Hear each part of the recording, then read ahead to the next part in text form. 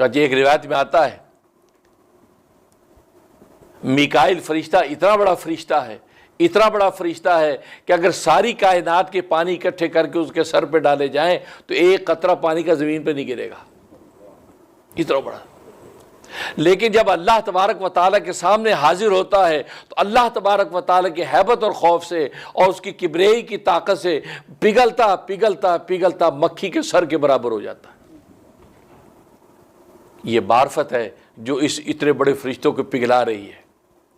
اگر معرفت نہیں ہے تو 6 فٹ کا انسان قابو سے باہر ہو جاتا ہے، اگر معرفت ہے تو میکائیل جیسا فرشتہ اللہ تبارک و تعالیٰ کے سامنے جاتا تو پگھلتا چلا جاتا۔ تو معرفت اصل تو انبیاء کرام علیہ الصلوۃ والسلام جب آتے ہیں تو اپنے چاہنے والوں کو سب سے پہلے اللہ تبارک و تعالیٰ کی پہچان کرواتے ہیں، اللہ کی معرفت کا راستہ بتاتے ہیں، اللہ تبارک و تعالیٰ کی ذات کا تعارف کرواتے ہیں۔ جب اللہ تبارک و تعالیٰ کی ذات کا تعارف ہو جاتا ہے تو پھر اس نبی کے امتی یہ سوال نہیں کرتے کہ اللہ ہے تو نظر کیوں نہیں آتا، اللہ ہے تو کہاں پہ ہے، اللہ آیا کیوں نہیں، اللہ ہم دیکھ نہیں سکتے، کیونکہ صحابہ کرام رضوان اللہ علیہم اجمعین کے اندر جب اس حقیقت کو پیدا کر دیا، یہ معرفت پیدا کر دی، تو آپ دیکھتے ہیں کہ کتنی امتیں گزری ہیں، کتنی امتیں گزری ہیں۔ کسی امت کے لوگوں نے یہ سوال نہیں کیا کہ اللہ کو ہمیں دیکھنا ہے، اگر کیا تو جواب صاف مل گیا کہ نہیں تم لن ترانی دیکھ نہیں سکتے۔ اس کا مطلب تمہاری معرفت ابھی کامل نہیں ہے، تو معرفت اپنی کامل کرو۔ جب معرفت کامل ہوتی ہے تو پھر کوئی بھی سوال نہیں کرتا کہ اللہ کو مجھے دیکھنا ہے۔ چنانچہ صحابہ کرام رضوان اللہ علیہم اجمعین کو جب اللہ تبارک و تعالیٰ کی معرفت حاصل ہو گئی تو پھر انہوں نے نبی سے یہ سوال نہیں کیا کہ اللہ ہے تو نظر کیوں نہیں آتا۔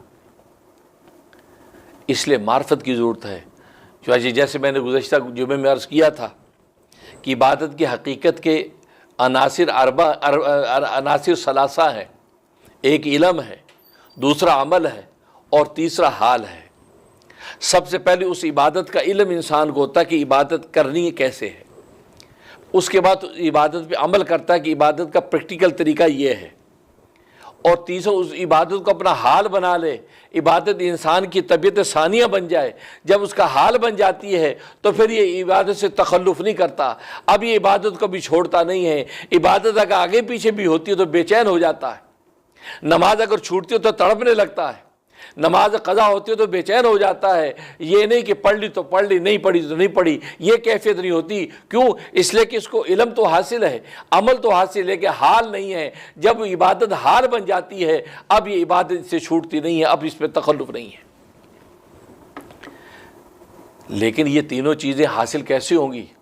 ہاں، علم انسان حاصل کر لیتا ہے کسی سے کسب کر کے، عمل کا طریقہ بھی سیکھ لیتا ہے کہ عمل ایسے کرنا ہے، لیکن حال بن جائے، وہ حال کیسے بنے گا؟ اور حال اصل ہے کہ جب وہ عبادت حال بن جاتی ہے، اس کی مثال حضرت حکیم الامت مجدد ملت مولانا اشرف علی تھانوی رحمہ اللہ تعالیٰ نے یوں دی، فرمایا کہ علم کی مثال ایسی ہے کہ جس سے کسی سے آپ کو محبت ہو گئی، وہ آپ کا محبوب ہے، یہ علم ہے کہ آپ کو محبت ہو گئی۔